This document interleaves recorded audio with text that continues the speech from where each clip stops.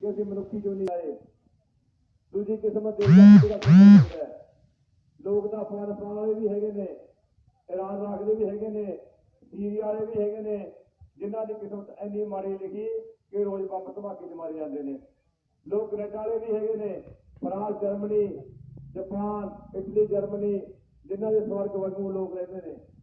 उन्होंने political system दसदा है कि इतने वधिया है, उत्थे खाण पीण का प्रबंध वधिया है, कोई किसी दुध जिहड़ा हैगा टीका दुध नहीं मिलता, कोई टीका सब्जियां नहीं मिलदियां, उत्थे पढ़ाई लिखाई वधिया है, सिक्ख्या वधिया है, पुलिस नूं रात नूं फोन कर दिओ पुलिस आउंदी है, तुहानूं थां छड्ड के जांदी है। ये एक सिस्टम है। इस करके देश का पोलिटिकल सिस्टम चीन के एक अफीम की कौम सी, अंजा के उत्थे क्रांति आई, मौजे तुंग ने वो चीनी कौम को इन्ना डिवेलप करता कि अमरीका भी करता है। क्यूबा के मिडल क्लास को कितना चेंज लिया है। ये सारे पोलिटिकल सिस्टम साडी किस्मत बदल जा रहे हैं। हुण साडे 4 साल हो गए लिखा सी कि अर्श उत्ते ही आजादी की परी बिरलिया के टाटिया ने बोझ ली। आजादी आई सी परंतु किहने बोझ ली? बिरलिया के टाटिया ने। साडे तक आजादी पहुंच दी गई कि असीं समझदे हां कि साडे घर गलियां पक्कियां ने,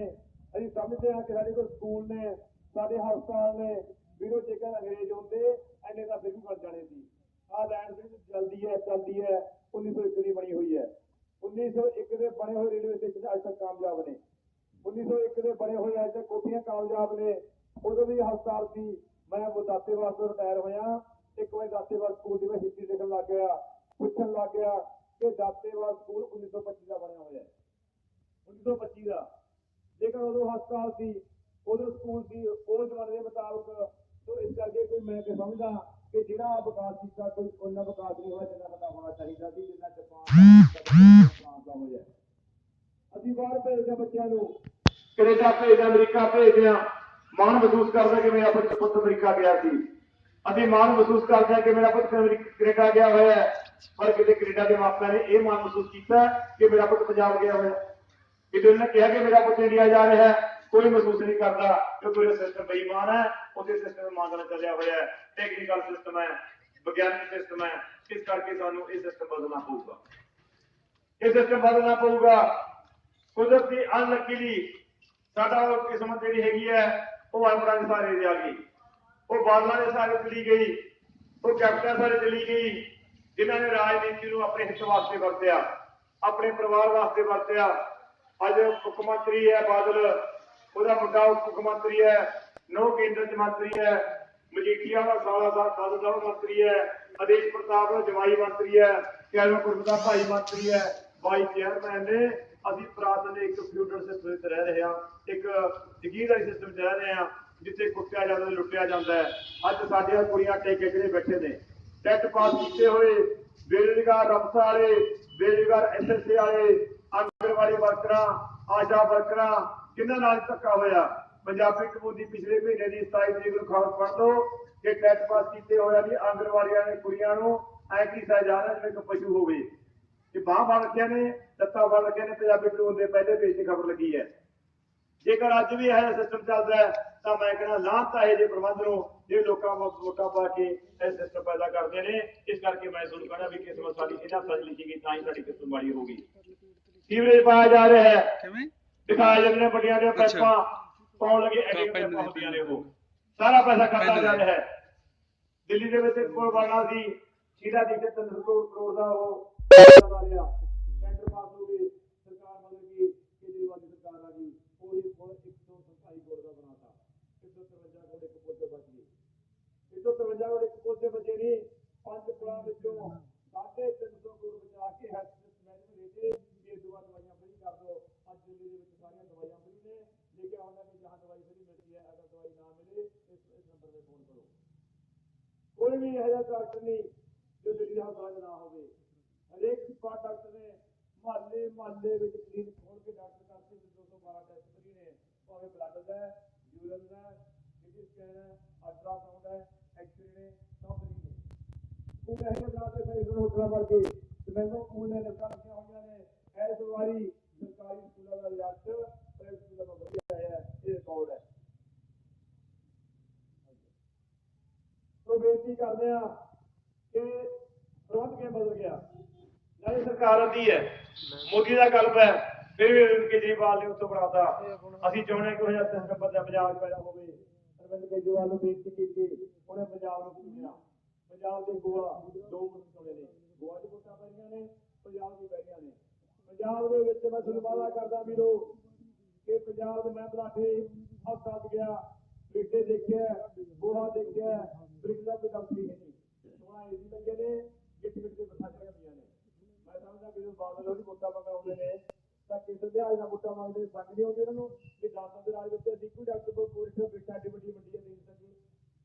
ਅਸੀਂ ਬਰੇਟੇ ਵਿੱਚ ਬਰੇਟਾਂ ਬਲਾਡੇ ਵਿੱਚ ਰੱਬ ਨਾ ਕਰੇ ਕੋਈ ਨੁਕਸਾਨ ਹੋ ਜਾਏ ਅੱਗ ਲੱਗ ਜੇ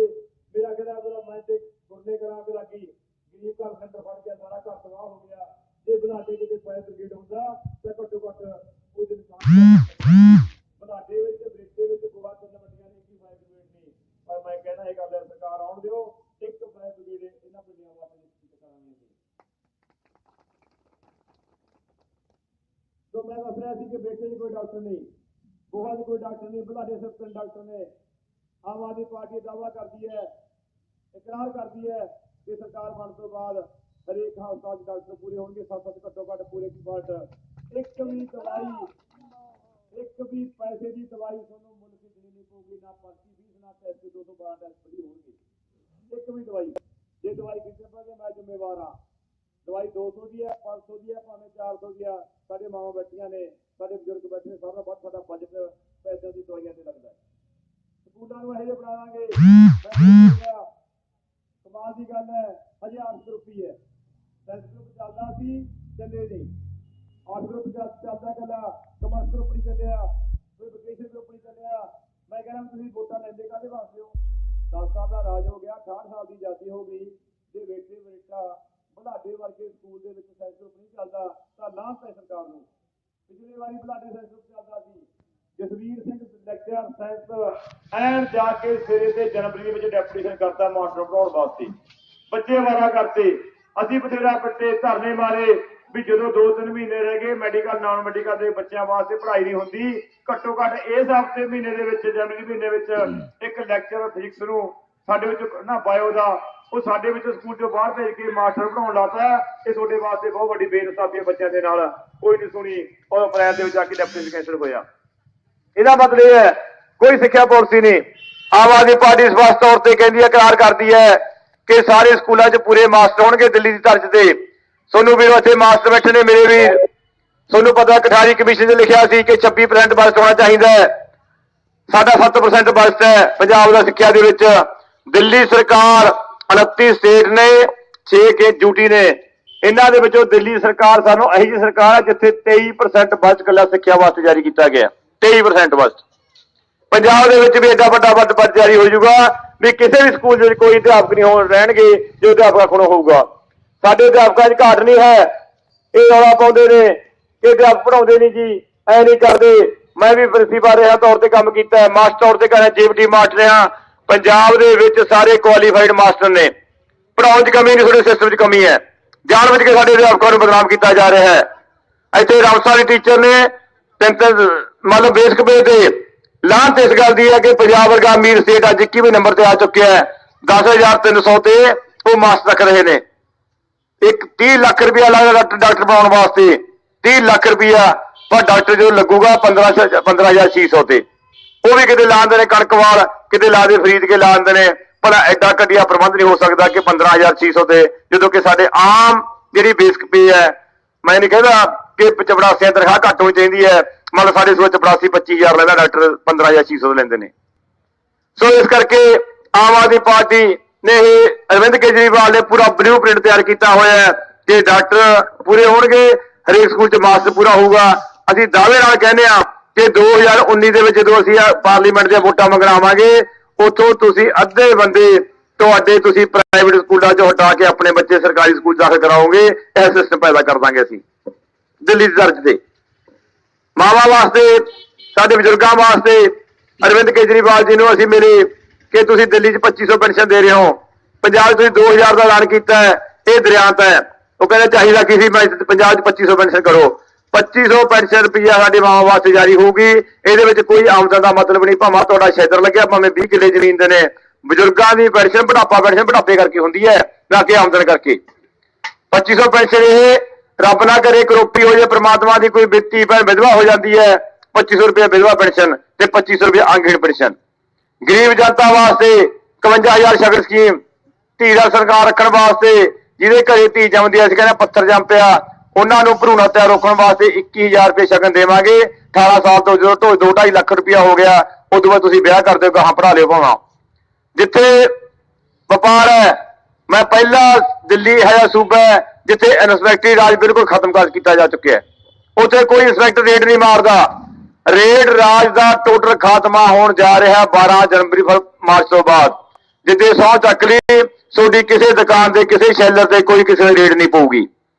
ਕਿਉਂਕਿ ਸਾਨੂੰ ਪਤਾ ਹੈ ਦਿੱਲੀ ਤਜਰਬਾ ਕੀਤਾ ਹੈ। ਉੱਥੇ ਸਾਡੇ ਵਪਾਰੀ ਇਕੱਠੇ ਕਰ ਲਏ ਅਰਵਿੰਦ ਕੇਜਰੀਵਾਲ ਨੇ, ਕਹਿੰਦੇ ਬੋਲੋ ਕੀ ਚਾਹੀਦਾ, ਉਹ ਕਹਿੰਦੇ ਸਾਨੂੰ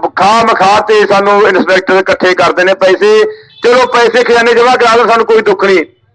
ਖਜ਼ਾਨਾ ਭਾਈ ਜਮ੍ਹਾਂ ਕਰਾਉਂਦੀ ਨਹੀਂ, ਕਰਾਉਣ ਤਾਂ ਹੋਏ ਲੀਡਰਾਂ ਦੇ ਖਾਤਾ ਜਮ੍ਹਾਂ ਕਰਾਉਂਦੇ ਨੇ। ਖਤਮ ਕਰਤੀ 2000 ਰੁਪਇਆ, 1960 ਕਰੋੜ ਰੁਪਇਆ ਇਕੱਲਾ ਬੈਟ ਤੇ ਪਲੱਸ ਹੋ ਗਿਆ। 5300 ਕਰੋੜ ਰੁਪਇਆ ਅਦਰ ਟੈਕਸ ਦੇ ਪੈਸਾ ਹੋ ਗਿਆ। ਇਸ ਵਾਰ ਦਿੱਲੀ ਸਟੇਟ ਦੇ ਵਿੱਚ 7000 ਰੈਵਨਿਊ ਆ ਰਿਹਾ ਹੈ ਕੱਲਾ ਟੈਕਸਾਂ ਤੋਂ, ਜਦੋਂ ਕਿ ਇੰਸਪੈਕਟਰ ਇੱਕ ਵੀ ਰੇਡ ਨਹੀਂ ਮਾਰਦਾ। ਪੰਜਾਬ ਦੇ ਵਿੱਚ ਵੀ ਰੇਡ ਰਾਜ ਖਤਮ ਹੋ ਰਿਹਾ ਹੈ ਵੱਡੀ ਪੱਧਰ ਤੇ। ਇੱਕ ਗੱਲ ਮੈਂ ਹੋਰ ਕੀਤੀ, ਬਰੇਟੇ ਵਿੱਚ ਜਦੋਂ ਆਪਾਂ ਆਉਣੇ ਆ ਸਟੇਸ਼ਨ ਤੋਂ, ਇਹ ਦੁਕਾਨਾਂ ਨੇ, ਅਸੀਂ ਉਹਨਾਂ ਕੀਤਾ ਵੀ ਜੇਕਰ ਉਹ ਦੁਕਾਨਾਂ ਨੂੰ ਉਹਨਾਂ ਦੀ ਮਾਲਕੀ ਦਿੱਤੀ ਜਾਵੇ 4 ਪੈਸੇ ਭਰਾ ਕੇ, ਉਹਨਾਂ ਦੇ ਮੁਤਾਬਕ ਉਹ ਦੁਕਾਨਾਂ ਪੱਕੇ ਤੌਰ ਤੇ ਉਹਨਾਂ ਦੀਆਂ ਹੋ ਜਾਣ, ਮੇਰਾ ਖਿਆਲ ਕਾਫੀ ਸਮੱਸਿਆ ਹੱਲ ਹੋ ਸਕਦੀ ਹੈ। ਇਸ ਗੱਲ ਨੂੰ ਵੀ ਕਹਿੰਦੇ ਕੋਈ ਗੱਲ ਨਹੀਂ, ਸਰਕਾਰ ਬਣਨ ਤੇ ਵਿਚਾਰ ਲਾਂਗੇ, ਇਹ ਵੀ ਵਿਚਾਰ ਕੀਤੀ ਜਾ ਸਕਦੀ ਹੈ। ਵੀਰੋ ਗੱਲ ਇਹ ਹੈ, ਭੈਣੋ ਗੱਲ ਇਹ ਹੈ, ਇਮਾਨਦਾਰ ਪਾਰਟੀ ਹੈ। ਅਰਵਿੰਦ ਕੇਜਰੀਵਾਲ ਖੁਦ ਇਮਾਨਦਾਰ ਬੰਦਾ, IRS ਬੰਦਾ ਹੈ। ਜੇ ਪੈਸੇ ਕਮਾਉਣੇ ਹੁੰਦੇ, ਇਨਕਮ ਟੈਕਸ ਦਾ ਕਮਿਸ਼ਨਰ ਸੀ, ਪੈਸੇ ਕਮਾ ਸਕਦਾ ਸੀ। ਇਨਕਮ ਟੈਕਸ ਉਹ ਵਿਭਾਗ ਹੈ ਜਿਹਦਾ 84 ਕਰੋੜਪਤੀ ਹੁੰਦਾ ਹੈ, ਇੰਸਪੈਕਟਰ ਕਰੋੜਪਤੀ ਹੁੰਦਾ ਹੈ। ਕਿਸੇ ਨੇ ਪੁੱਛਿਆ ਕਿ ਤੁਸੀਂ ਪੈਸੇ ਕਮਾਉਣ ਵਾਸਤੇ ਨਹੀਂ ਆਏ, ਕਹਿੰਦਾ ਜੇ ਮੈਂ ਪੈਸੇ ਕਮਾਉਣੇ ਹੁੰਦੇ ਭਲਾ ਮੈਂ ਕਮਿਸ਼ਨਰ ਲੱਗਿਆ ਸੀ, ਮੈਂ ਤਾਂ ਹੋਟਲ ਬਣਾਉਂਦਾ ਵੱਡੇ, ਪਰ ਪੈਸੇ ਕਮਾਉਣ ਨਹੀਂ ਆਇਆ। ਉਹ ਬੰਦਾ 12 ਸਾਲ ਦੀ ਪੂਰੀ ਝੂਰੇ 'ਚ ਗਿਆ, ਆਮ ਲੋਕਾਂ ਨੂੰ ਮਿਲਿਆ, ਵਪਾਰੀਆਂ ਨੂੰ ਮਿਲਿਆ, ਡਰਾਈਵਰਾਂ ਨੂੰ ਮਿਲਿਆ, ਦਲਿਤ ਵਰਗ ਨੂੰ ਮਿਲਿਆ, ਹਰੇਕ ਵਾਸਤੇ ਪੂਰੀਆਂ ਸਹੂਲਤਾਂ ਦੇਣ ਵਾਸਤੇ ਰਾਮ ਰਾਜ ਆ ਰਿਹਾ ਵੀਰੋ।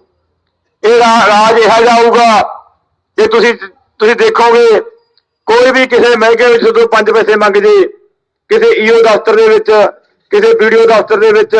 ਕਿਸੇ ਕਚਹਿਰੀ ਦੇ ਵਿੱਚ, ਜੇ ਤੁਸੀਂ ਆਪਣੇ ਆਪ ਪੈਸੇ ਦੇ ਆਏ ਮੇਰਾ ਕਸੂਰ ਨਹੀਂ, ਪਰੰਤੂ ਕੋਈ ਤੁਹਾਡਾ ਮਹਿਕਮਾ ਇਸ ਕਰਕੇ ਤੁਹਾਡੀ ਫਾਈਲ ਨਹੀਂ ਦੱਬੂਗਾ, ਇਸ ਕਰਕੇ ਤੁਹਾਡੀ ਅਰਜ਼ੀ ਨਹੀਂ ਦੱਬੂਗਾ ਕਿ ਉਹ ਪੈਸੇ ਮੰਗਦਾ ਹੈ। ਉਸ ਤੋਂ ਬਾਅਦ ਤੁਸੀਂ ਮੈਨੂੰ ਦੱਸੋਗੇ 2 ਦਿਨਾਂ ਬਾਅਦ ਕਿ ਮੈਂ ਅਰਜ਼ੀ ਦੇ ਕੇ ਆਇਆ ਸੀ, ਤੁਹਾਡਾ ਕੰਮ ਖਤਮ, ਘਰੇ ਬੈਠੋਗੇ, ਮੇਰਾ ਕੰਮ ਸ਼ੁਰੂ ਹੋ ਜਾਊਗਾ, ਜਾਂ ਉਹ ਬੰਦੇ ਤੇ ਸਜ਼ਾ ਮਿਲੂਗੀ ਤੇ ਤੁਹਾਡਾ ਕੰਮ ਹੋਊਗਾ।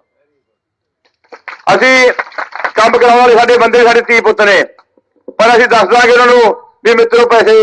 ਲੈਣੇ ਬੰਦ ਕਰ ਦਿਓ। ਵੈਸੇ ਇਹ ਗੱਲ ਮੈਂ ਤੁਹਾਨੂੰ ਦੱਸਣਾ ਚਾਹੁੰਦਾ ਕਿ ਆਮ ਆਦਮੀ ਪਾਰਟੀ ਸਰਕਾਰ ਬਣ ਗਈ ਨਾ, 5-6 ਗੱਲਾਂ ਤਾਂ ਆਪਣੇ ਆਪ ਹੀ ਖਤਮ ਹੋ ਜਾਣਗੀਆਂ। ਰੇਤਾ ਬਜਰੀ ਦੁਬਾਰਾ ਫਿਰ ਸਸਤਾ ਹੋ ਕੇ 22 ਰੁਪਏ ਕੁਇੰਟਲ ਰੇਤਾ ਆ ਜਾਊਗਾ, ਇਹ ਗੱਲ ਦਾ ਮੈਂ ਦਾਅਵਾ ਕਰਦਾ। ਗੁੰਡਾ ਫੀਸ ਲੱਗੀ ਹੋਈ ਹੈ ਇਹਨਾਂ ਦੀ ਉੱਤੇ, ਕਿਉਂਕਿ ਰੇਤੇ ਬਜਰੀ ਹੋਣ ਦੇ ਨਾਲ ਕੀ ਫਰਕ ਪੈ ਗਿਆ, ਸਾਰੇ ਮੁੰਡੇ ਇਕਨੋਮਿਕਸ ਪੜ੍ਹ ਜਾਣਦੇ ਨੇ ਕਿ ਇਕੱਲੇ ਰੇਤੇ ਬਜਰੀ ਸੀਮੈਂਟ ਮਹਿੰਗਾ ਹੋਣ ਦੇ ਨਾਲ ਕੰਮਕਾਰ ਰੁਕ ਗਏ, ਉਹ ਸਾਰੀ ਕੰਮ ਰੁਕ ਗਏ। ਮਿਸਤਰੀ ਵਿਹਲਾ ਹੋ ਗਿਆ, ਉਹਦੇ ਨਾਲ 5 ਮਜ਼ਦੂਰ ਵਿਹਲਾ ਹੋ ਗਿਆ, ਗਿੱਲ ਵਾਲੇ ਵਿਹਲੇ ਹੋ ਗਏ, ਲੱਕੜ ਦਾ ਵਿਹਲਾ ਹੋ ਗਿਆ, ਮੰਡੀ ਦੁਕਾਨਦਾਰ ਜਿਹੜੇ ਕੁੰਡੇ ਕਬਜ਼ੇ ਲਿਆਉਣੇ ਸੀ, ਹੋਰ ਸਮਾਨ ਲਿਆਉਣਾ ਸੀ, ਰੰਗ ਲਿਆਉਣਾ ਸੀ, ਉਹ ਨੁਕਸਾਨ ਹੋ ਗਿਆ। ਪੂਰੇ ਦਾ ਪੂਰਾ ਸਿਸਟਮ ਦਾ ਬੇੜਾ ਬਿਠਾ ਇਕੱਲੇ ਰੇਤੇ ਬਜਰੀ ਦੇ ਬਹਿ ਹੋਣ ਦੇ ਨਾਲ। ਫਸਟ ਰਿਪੋਰਟ ਦੇ ਅਸੀਂ ਕਰਾਂਗੇ, ਰੇਤਾ ਬਜਰੀ ਸਮਾਨ ਉੱਥੇ ਲਵਾਂਗੇ। ਦੂਜੀ ਗੱਲ ਕੀ ਹੋਊਗੀ, ਹਰੇਕ ਦਫ਼ਤਰ ਦੇ ਵਿੱਚੋਂ ਰਿਸ਼ਵਤ ਆਪਣੇ ਆਪ ਹੀ ਖਤਮ ਹੋ ਜਾਊਗੀ, ਕਿਉਂਕਿ ਪਤਾ ਲੱਗ ਗਿਆ ਵੀ ਸਰਕਾਰ ਆਉਣ ਵਾਲੀ ਆ ਭਾਈ, ਹੁਣ ਤਨਖਾਹ ਤੇ ਗੁਜ਼ਾਰਾ ਕਰਨਾ ਸ਼ੁਰੂ ਕਰ ਦਿਓ, ਪੈਸੇ ਤਾਂ ਮਿਲਣੇ ਨਹੀਂ। ਤੀਜੀ ਗੱਲ, ਸਭ ਤੋਂ ਵੱਡੀ ਗੱਲ, ਸਮੈਕ ਦੇ ਵਪਾਰੀ ਜੇਲ੍ਹਾਂ 'ਚ ਹੋਣਗੇ, ਸਮੈਕ ਦੇ ਸਪਲਾਇਰ ਜੇਲ੍ਹਾਂ 'ਚ ਹੋਣਗੇ। ਸਾਡਾ ਪੱਟ ਤੇ, ਸਾਡੇ ਸਾਰੇ ਪੱਟ ਤੇ, ਸਾਡੇ ਘਰ-ਬਾਰ ਪੱਟ ਤੇ, ਜਿਨ੍ਹਾਂ ਪੁੱਤਾਂ ਨੂੰ, ਜਿਨ੍ਹਾਂ ਨੌਜਵਾਨ ਮੁੰਡਿਆਂ ਨੂੰ ਨੌਕਰੀ ਚਾਹੀਦੀ ਸੀ, ਜਿਨ੍ਹਾਂ ਨੌਜਵਾਨ ਮੁੰਡਿਆਂ ਨੂੰ ਰੁਜ਼ਗਾਰ ਚਾਹੀਦਾ ਸੀ, ਅੱਜ ਉਹ ਦੇ ਰਹੇ ਨੇ, ਸਮੈਕ ਦੇ ਰਹੇ ਨੇ। ਜ਼ਰੂਰਤ ਆ ਕਿਸੇ ਦੀ ਵੀ ਸਰਕਾਰ ਦੇ ਥਾਪੜ ਦੇ ਨਾਲ ਸਮੈਕ ਵਿਕ ਜੂਗੀ? ਇੱਕਦਮ ਹੀ ਸਮੈਕ ਬੰਦ ਹੋਣੀ ਚਾਹੀਦੀ ਸੀ। ਜੇਕਰ ਅੱਜ ਵਿਕ ਰਹੀ ਹੈ, ਇਹਦਾ ਸਿੱਧਾ ਕਵਰ ਹੈ ਵੀ ਸਰਕਾਰ ਦਾ ਥਾਪੜ ਹੈ। ਇਸ ਕਰਕੇ ਅਸੀਂ ਪਾਰਟੀ ਨੇ, ਅਰਵਿੰਦ ਕੇਜਰੀਵਾਲ ਨੇ ਐਲਾਨ ਕੀਤਾ 360 ਬੰਦੇ ਦੇ ਕਰੀਬ ਜਿਹੜਾ 'ਚ ਬੈਠੇ ਨੇ ਸਮੈਕ ਪੀਣ ਵਾਲੇ, ਕਸੂਰ ਉਹਨਾਂ ਦਾ ਨਹੀਂ, ਉਹ ਮਾਨਸਿਕ ਰੋਗੀ ਨੇ, ਬਿਮਾਰ ਨੇ, ਉਹਨਾਂ ਦੇ ਮਗਰ ਲੱਗ ਗਏ। ਇਹ ਭਾਲਦੇ ਨੇ ਇਹ ਜਿਹੇ 20 ਕਿੱਲੇ ਵਾਲੇ ਜੱਟ ਨੂੰ ਪੱਟ ਲਓ, ਉਹਦੇ ਮੁੰਡੇ ਨੂੰ ਸਮੈਕ ਪੀਣ ਲੱਗ ਜਾਓ, ਕਿ ਸ਼ੈਲਰ ਵਾਲੇ ਨੂੰ ਕਿਸੇ